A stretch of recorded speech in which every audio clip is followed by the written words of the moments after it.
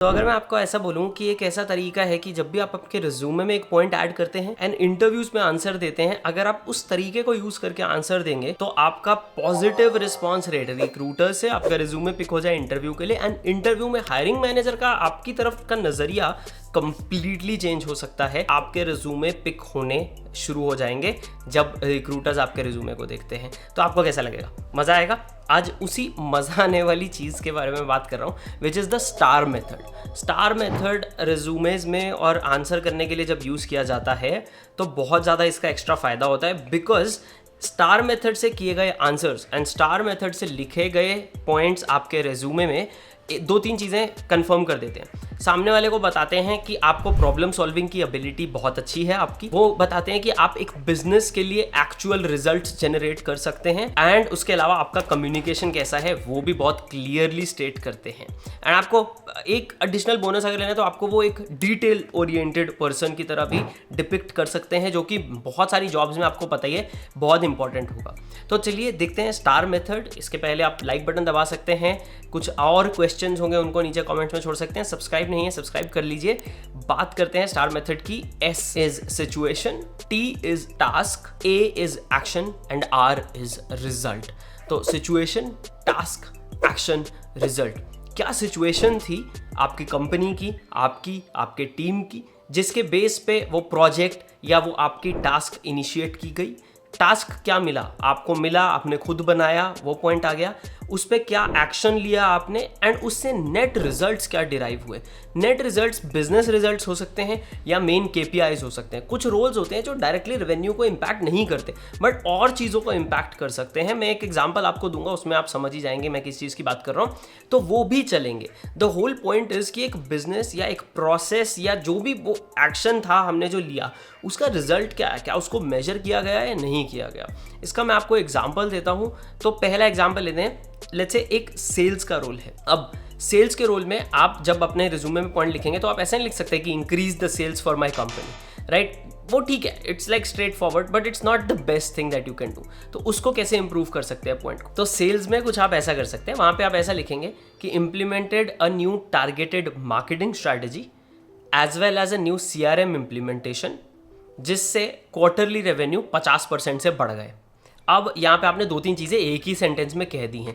पहली बात कि आपको टारगेटेड मार्केटिंग स्ट्रैटेजीज के बारे में पता है, जो भी आप जिस भी जॉब में थे आप वहाँ का। तो not just sales, you also know those the marketing implementation of that. आपको CRM आता है, आपको CRM इम्प्लीमेंट करना आता है, CRM सोल्यूशंस बनाने आते हैं, एंड उसमें अपनी टीम को इंटीग्रेट करना आता है। एंड ऑफ कोर्स ये सारी चीज़ों का क्या इंपैक्ट है? सेल्स वालों का तो मेन KPI होता है भाई रेवेन्यू ऐड किया कि नहीं किया। तो आपने बता दिया कि आप रेवेन्यू भी इंपैक्ट कर सकते हैं। थोड़ा अलग ले लेते हैं, कस्टमर सपोर्ट का ले लेते हैं, which is like after sales support. तो यहाँ पे rather than saying implemented a new customer service solution या improved customer experience in actual जो भी प्रोसेस है आपका, उसकी बजाय आप क्या बोल सकते हो?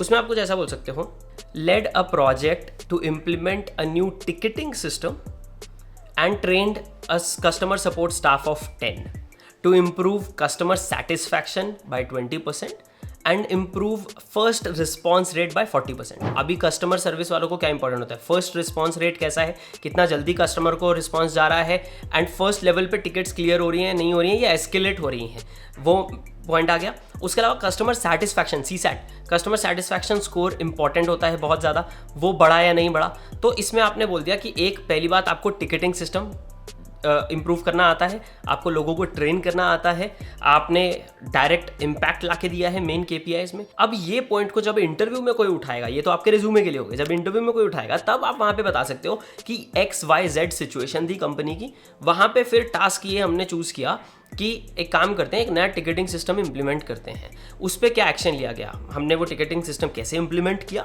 उसमें फिर हमने लोगों को ट्रेन करना था, लोगों को ट्रेन कैसे किया, वहाँ पे एफिशिएंसी कैसे मेंटेन की, एंड उसका नेट बिजनेस इंपैक्ट हमने कैसे कैलकुलेट किया, कैसे हम वो नेट बिजनेस इंपैक्ट लेकर आए। ये चीज़ें जब आप इंटरव्यू में एक्सप्लेन करोगे तो बंदा बोलेगा यार हाँ, इस बंदे को स्ट्रक्चर है लाइफ में, इसको कम्युनिकेशन आती है, इसको पता है व्हाट द बिजनेस नीड्स और वट एवर कंपनी जिसमें काम करने वाला है इंसान या काम करने वाली है, उसको पता है कि उनको क्या चाहिए, and this person is able to derive all of that for my business. That is what makes this star method एक सुपरस्टार। राइट, यहाँ पे फ़र्क पड़ता है। एंड मेजॉरिटी बहुत सारे रिज्यूमेज में देखता हूँ, उसमें आप नोटिस करता हूँ कि यार इस तरह का डिपिक्शन होता ही नहीं है, बहुत रेयरली होता है कि इस लेवल पे जाके लोगों ने चीज़ें एक्सप्लेन की होती हैं in their points. It's usually like manage the team, launched 5 new marketing campaigns. अरे 5 न्यू मार्केटिंग कैंपेन्स का मैं क्या करूँ, मुझे रिज्यूमे देख के कुछ नहीं पता लग रहा, राइट? क्या मार्केटिंग कैंपेन थे, किस लेवल के थे, उसका बिजनेस इंपैक्ट आया या नहीं आया, वो सारी चीज़ें बहुत ज़्यादा इंपॉर्टेंट आती हैं, जो आपको स्टार मेथड ऑटोमेटिकली इंक्लूड करवा देता है आपके पॉइंटर्स में। तो आई होप ये चीज़ को आप यूज़ करोगे एंड आपका रिस्पॉन्स रेट आपके भी रिज्यूमे पे बहुत बढ़ जाए। एंड अगर इसमें कुछ स्पेसिफिक क्वेश्चंस हैं, आपके दिमाग में ऑलरेडी आइडियाज़ आ रहे होंगे कि मैं कैसे यूज़ करूँ इसको, तो वो आइडियाज़ अगर कहीं पे आप अटक रहे हैं उनको आप नीचे कमेंट्स में छोड़ सकते हैं। एज ऑलवेज लाइक बटन ज़रूर दबाना जाने के पहले, एंड सब्सक्राइब नहीं हो चैनल पे सब्सक्राइब कर लीजिए। I will see you as next time.